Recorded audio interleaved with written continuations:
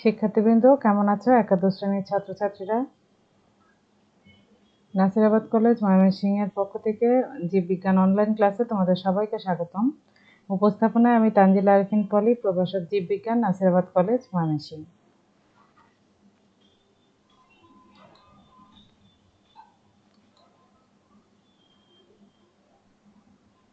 পাঠ পরিচিতি।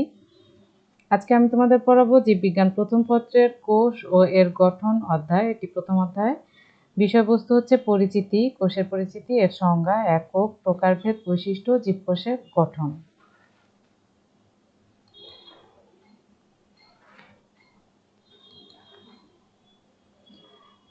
কোষ, তোমরা স্কুলেও এ সম্পর্কে জেনেছো অনেক কিছু, এটা অধ্যায় ছিল তোমাদের। তারপরে আমি একটু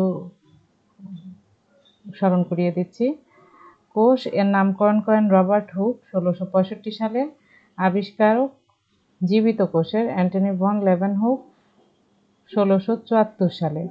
কোষবিদ্যার জনক রবার্ট হুক, কোষ মতবাদের প্রবক্তা থিওডোর সোয়ান। এই তিনজন বিজ্ঞানীর ছবি আমি দেখো পাশেই দিয়ে রেখেছি। রবার্ট হুক, ইনি নামকরা বিজ্ঞানী। কর্কের ছিপি বা কর্ক ঢাকনা, বোতলের ছিপি থেকে উনি কোষের একটি ধারণা পান এবং সেখান থেকে একে সেল বা কোষ নামে অভিহিত করা হয়। জীবিত কোষ আবিষ্কার করেন অণুবীক্ষণ যন্ত্রের মাধ্যমে লেeuwenhoek উনি 1674 সালে এটি আবিষ্কার করেন। এনারা দুজন ভাই। থিওডোর সোয়ান, উনি কোষ মতবাদের প্রবক্তা। ওনার ছবি নিচে দেওয়া আছে, তোমরা এই ছবিগুলি দেখে রাখবে, কারণ উদ্দীপকে এই ছবি ব্যবহার করা হয়। কোষ পরিমাপের একক, 5টি একক ব্যবহার করা হয় জীববিজ্ঞানে: সেন্টিমিটার, মিলিমিটার, মাইক্রোমিটার বা মাইক্রন, ন্যানোমিটার, অ্যাংস্ট্রম। সেন্টিমিটার আমরা জানি cm দিয়ে লেখা হয়, মিলিমিটার mm, মাইক্রোমিটার মিউ বা mu M, nanometre nm, angstrom এর উপর একটি ছোট্ট ডিগ্রি থাকে। কোষবিদ্যা, কোষবিদ্যার জনক রবার্ট হুক। আধুনিক কোষবিদ্যার জনক কার্ল পি সোয়ানসন। কোষবিদ্যা এর ইংরেজি শব্দ হচ্ছে সাইটোলজি, যেটি গ্রিক দুটি শব্দের মাধ্যমে গঠিত, কাইটোস এবং লোগোস। কাইটোস মানে সেল বা ফাঁপা, লোগোস অর্থ ডিসকাস বা আলোচনা।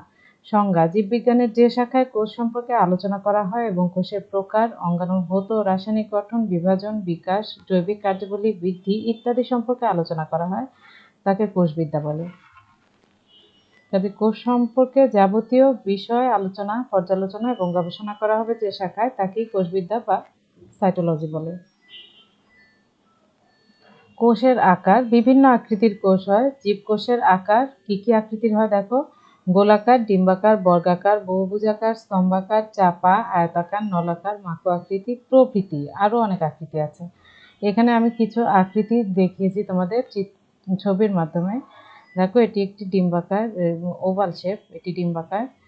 রক্ষীকোষ, এটি দেখতে অনেকটা বৃক্কের মতো, তাই বৃক্কাকার। এটা এই যে তারকাকার, এটি নক্ষত্রাকার। এগুলি মাকো আকৃতির কোষ। পেশিকোষ, এটিও মাকো আকৃতির কোষ, এটি গোলাকার একটি কোষ। এটিও রিং আকৃতির একটি কোষ, এটি গোলাকার কোষ, গোল গোল মাকো আকৃতির কোষ। এটি আয়তাকার কোষ, এটি একটি উদ্ভিদ কোষ, এটি গোলাকার একটি প্রাণী কোষ। কোষের আয়তন, সাধারণ আয়তন হচ্ছে 5 থেকে 15 মাইক্রন। ক্ষুদ্রতম আদিকোষ হচ্ছে মাইকোপ্লাজমা, যার ব্যাস মাত্র 0.1 মাইক্রন।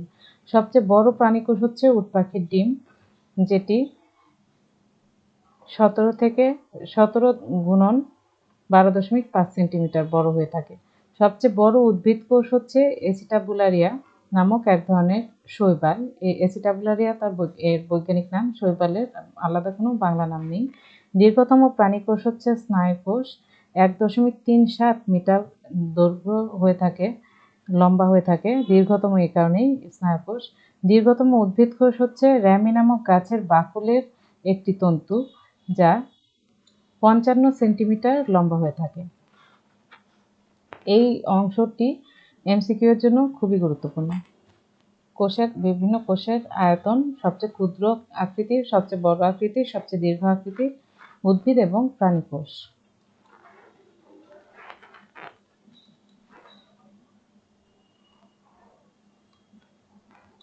আরএনএ ওয়ার্ল্ড হাইপোথিসিস বা প্রথম সৃষ্ট কোষ কিভাবে এটি সৃষ্টি হয় এ সম্পর্কে আমরা একটু জেনে নেই। বায়ুমণ্ডলে মিথেন, অ্যামোনিয়া, পানি এবং হাইড্রোজেন বজ্রপাতের ফলে এই রাসায়নিক উপাদানগুলি অ্যামিনো অ্যাসিডের সৃষ্টি করে। গভীর সমুদ্রে কার্বন যৌগ ও পলিমার সৃষ্টি হয়। এই অ্যামিনো অ্যাসিড থেকে ফসফোলিপিডের বাইলেয়ার সৃষ্টি হয়, যেটি কোষের বা পলিমারটির বাইরে পলিমার যৌগ, যেহেতু অ্যামিনো অ্যাসিডের পলিমার যৌগ মানে সেটি আরএনএ সৃষ্টি করবে। তার চতুর্দিকে যখন বাইলেয়ারের ফসফোলিপিডের একটি বাইলেয়ার সৃষ্টি হবে বা স্তর সৃষ্টি হবে, তখন সেটা একটি আবরণ পেয়ে যাবে। এইভাবে আরএনএ সৃষ্টি হয়ে যায়। আদিকোষে ডিএনএর কোষঝিল্লি দ্বারা আবৃত হয়ে প্রকৃত নিউক্লিয়াস সৃষ্টি হয়। আদিকোষের এই ডিএনএ এভাবে আরএনএ থেকে ডিএনএ সৃষ্টি হবে। ওই ডিএনএর চতুর্দিকে কোষঝিল্লি বা প্লাজমা মেমব্রেন গঠিত হয়ে প্রকৃত নিউক্লিয়াস সৃষ্টি করবে। প্রকৃত কোষে বায়বীয় ব্যাকটেরিয়ামের প্রবেশ এবং মাইটোকন্ড্রিয়নের সৃষ্টি হবে। ওই প্রকৃত কোষের প্রাণীকোষ, এভাবে প্রকৃত প্রাণীকোষ সৃষ্টি হয়ে যায়। ফটোসিনথেসিস ব্যাকটেরিয়ামে প্রবেশ করবে এবং প্রকৃত উদ্ভিদ কোষ সৃষ্টি হবে। কাজে ব্যাকটেরিয়াম অবশ্যই দরকার হবে ফটোসিনথেটিক, এই কারণে এটা একটি নতুন শব্দ তোমাদের জন্য। প্রথমে প্রাণীকোষ সৃষ্টি হয় পানি থেকে, কিভাবে সেটা বর্ণনা করা হলো। পরে একটি প্রাণীকোষে যখন প্রাণীকোষ না ঠিক, যখন এই ডিএনএতে আবদ্ধ ডিএনএ এইটার মধ্যে যখন একটি ব্যাকটেরিয়াম প্রবেশ করানো হবে, ফটোসিনথেটিক ব্যাকটেরিয়াম অর্থাৎ সবুজ রঙের ব্যাকটেরিয়াম হতে হবে, যেটা সালোক সংশ্লেষণ প্রক্রিয়া ঘটাতে পারে। এই ধরনের ব্যাকটেরিয়াম যুক্ত কোষ থেকে উদ্ভিদ কোষের সৃষ্টি হবে, কারণ উদ্ভিদ কোষের প্রধান পার্থক্যই হচ্ছে প্রাণীকোষ থেকে, যে এরা সালোক সংশ্লেষণ প্রক্রিয়া খাদ্য সৃষ্টি করতে পারে, যেটা কোনো প্রাণীকোষ পারে না। এই কাজে উদ্ভিদ কোষ, প্রাণীকোষ এবং উদ্ভিদ কোষ সৃষ্টির মাধ্যমে প্রথম যে কোষ সৃষ্টি হয় পৃথিবীতে, তার যে বিভিন্ন মতবাদ, বিভিন্ন ধারণা বা বিভিন্ন পরীক্ষিত মতবাদ, এইটাকেই বলা হয় আরএনএ ওয়ার্ল্ড হাইপোথিসিস।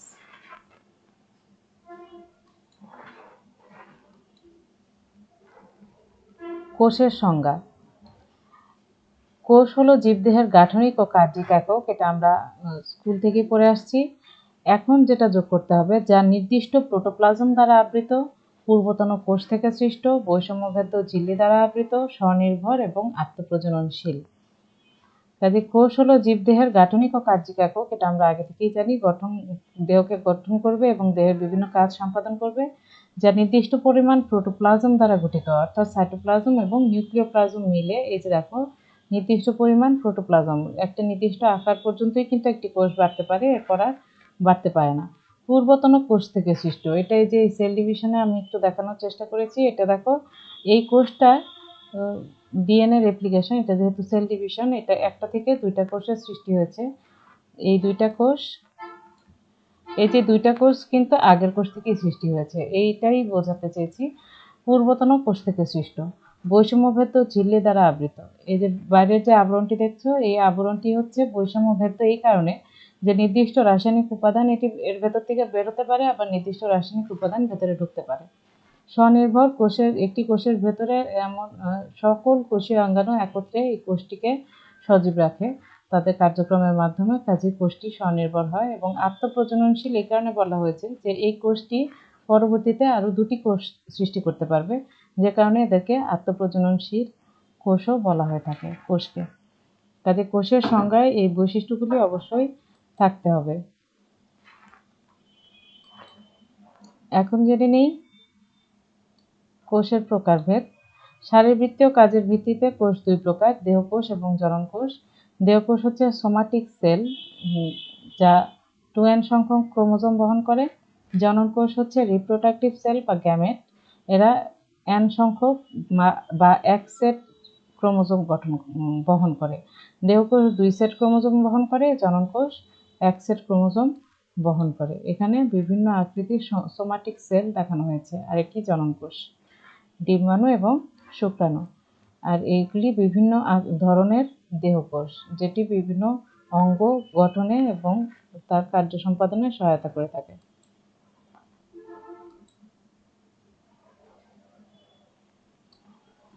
নিউক্লিয়াসের উপস্থিতিতে ক্রোমোজোমের সংখ্যার উপর ভিত্তি করে কোষ দুই প্রকার হয়ে থাকে, ডিপ্লয়েড কোষ এবং হ্যাপ্লয়েড কোষ।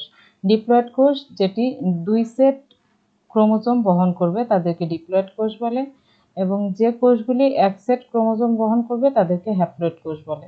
দেখো ডিপ্লয়েড কোষের ক্ষেত্রে এই যে 2 সেট ক্রোমোজোম আছে, হ্যাপ্লয়েড কোষের ক্ষেত্রে 1 সেট। এই ক্ষেত্রেও ক্রোমোজোম 1 জোড়া, ক্রোমোজোম 1টি, ক্রোমোজোম 1 জোড়া, ক্রোমোজোম 1টি। এই ডিপ্লয়েড এবং হ্যাপ্লয়েড কোষ জনন কোষের ক্ষেত্রেই শুধু হ্যাপ্লয়েড কোষটি দেখা যায়, আর কোনো ক্ষেত্রেই হ্যাপ্লয়েড কোষের আবির্ভাব ঘটে না দেহে, সবসময় ডিপ্লয়েড কোষ বিদ্যমান থাকে।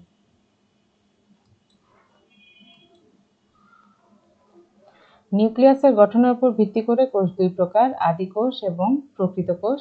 আদি কোষ এর ইংরেজি হচ্ছে প্রোক্যারিওটিক সেল, প্রো অর্থ বিফোর এবং ক্যারিয়ন অর্থ নিউক্লিয়াস। আদি ধরনের নিউক্লিয়াসযুক্ত কোষকে আদি কোষ বা প্রকৃত কোষ বলে। প্রকৃত আদি কোষ বা প্রোক্যারিওটিক সেল বলে। প্রকৃত কোষ বা ইউক্যারিওটিক সেল, ইউ মানে গুড এবং ক্যারিয়ন মানে নিউক্লিয়াস বা সুগঠিত নিউক্লিয়াসযুক্ত কোষগুলিকেই প্রকৃত কোষ বা ইউক্যারিওটিক সেল বলা হয়ে থাকে। এখানে ছবিতে দেখো এই যে আদি কোষ এবং প্রকৃত কোষ দেখানো হয়েছে। এটি আদি কোষ ব্যাকটেরিয়াম, এটি প্রকৃত কোষ, এটি একটি উদ্ভিদ কোষ, এটি একটি প্রাণী কোষ। এই ক্ষেত্রেও তাই, এই যে প্রোক্যারিওটিক সেল আদি কোষ এবং ইউক্যারিওটিক সেল এখানে সূক্ষ্মভাবে একটি কোষকেই দেখানো হয়েছে সার্বিকভাবে।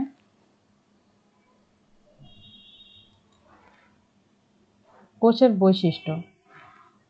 কোষ ঝিল্লিতে আবদ্ধ হয়ে কোষ জীবনের জন্য প্রয়োজনীয় সকল গাঠনিক আণবিক উপাদানে বিদ্যমান থাকে কোষে। এটি সাইটোপ্লাজম ধারণ করে, যা মুখ্য উপাদান হিসেবে পানির প্রয়োজন হয়। কোষ পরিবেশের প্রয়োজনীয় কাঁচামাল শোষণ করে এবং জৈব অণু সংশ্লেষ করে। কোষ সুনিয়ন্ত্রিতভাবে বেড়ে উঠতে পারে ও নির্দিষ্ট আকার প্রাপ্তির পর বিভাজন প্রক্রিয়ায় সংখ্যা বৃদ্ধি করে। কোষ জিনগত তথ্য ধারণ এবং প্রজন্মান্তরে স্থানান্তরিত হতে পারে। অন্তঃস্থ ভারসাম্য রক্ষায় এটি সক্ষম, অর্থাৎ হোমিওস্ট্যাটিক হয়ে থাকে। কোষ পরিবেশের পরিবর্তনে সাড়া দেওয়ার সক্ষমতা আছে, যেমন কেমোট্যাক্সিসের ক্ষেত্রে দেখা যায়। কোষ বিপাক প্রদর্শন করে এবং নির্দিষ্ট সময় পর মৃত্যুবরণ করে। এই বৈশিষ্ট্যগুলি পড়ে নেবে, এটি অনুধাবনে আসে। জীবকোষের গঠন। একটি আদর্শ ইউক্যারিওটিক কোষ বা প্রকৃত কোষে কি কি অংশ দেখা যায় দেখো। কোষ প্রাচীর, যেটি উদ্ভিদ কোষেই দেখা যায়। প্রোটোপ্লাস্ট। প্রোটোপ্লাস্ট 2টি অংশে বিভক্ত, প্রোটোপ্লাজম এবং নির্জীব বস্তু সমূহ। প্রোটোপ্লাজমের 3টি অংশ আছে, কোষঝিল্লি, সাইটোপ্লাজম, নিউক্লিয়াস। কোষঝিল্লি কোনো আলাদা প্রকার নেই, এটি প্লাজমা মেমব্রেন। সাইটোপ্লাজমের বিভিন্ন অংশ দেখা যায়, মাতৃকা, কোষীয় অঙ্গাণু এবং কোষ গহ্বর। কোষীয় অঙ্গাণু আবার 2 রকমের হয়ে থাকে, ঝিল্লিবদ্ধ কোষীয় অঙ্গাণু এবং ঝিল্লিবিহীন কোষীয় অঙ্গাণু। Mitochondria, Golgi body, plastid, endoplasmic reticulum, lysosome এবং পারক্সিজোম। ঝিল্লিবিহীন অঙ্গাণু হচ্ছে রাইবোজোম, কোষ কঙ্কাল এবং সেন্ট্রিওল। নিউক্লিয়াসের 4টি অংশ থাকে, নিউক্লিয়ার মেমব্রেন, নিউক্লিওপ্লাজম, ক্রোমাটিন তন্তু, নিউক্লিওলাস। কোষের এই অংশগুলি ছক আকারে বইয়ে সুন্দর করে দেওয়া আছে। এটি একটি উদ্ভিদ কোষ এবং প্রাণী কোষ, এর বিভিন্ন কোষীয় অঙ্গাণু নিয়ে এরা গঠিত। কোষ গহ্বরটি উদ্ভিদ কোষে অনেক বড় হয়, প্রাণী কোষে অনেক ছোট হয়। তোমরা এই বিষয়গুলি, পার্থক্যগুলি উদ্ভিদ কোষ আর প্রাণী কোষের পার্থক্য স্কুলে পড়ে এসেছো, কাজে এই বিষয়গুলি বুঝবে তোমরা। নির্জীব বস্তু কি কি থাকে এটা একটু জানতে হবে। সঞ্চিত পদার্থ, নিঃসৃত পদার্থ এবং বর্জ্য পদার্থ। সঞ্চিত পদার্থ হিসেবে থাকে কার্বোহাইড্রেট, প্রোটিন, লিপিড। নিঃসৃত পদার্থ হিসেবে থাকে পিগমেন্ট, এনজাইম, হরমোন, নেকটার ইত্যাদি। বর্জ্য পদার্থ হিসেবে থাকে রেজিন, ট্যানিন, গামা বা আঠা, ল্যাটেক্স, অ্যালকালয়েড, জৈব অ্যাসিড, উদ্যায়ী তেল এবং খনিজ পদার্থ।